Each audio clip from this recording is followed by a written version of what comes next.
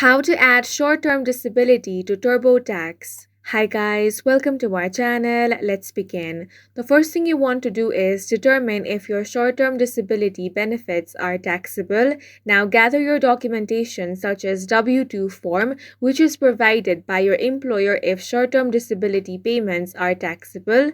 Now log into TurboTax and start your tax return. Here click on Income and Expenses option, then find W-2. Now click on the Add/Edit option. Here you can enter the information from the W-2 form provided by your employer.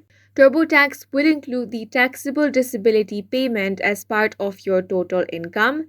Now you want to check for tax withholding. For W-2, the withheld taxes will be shown in boxes 2 and 17.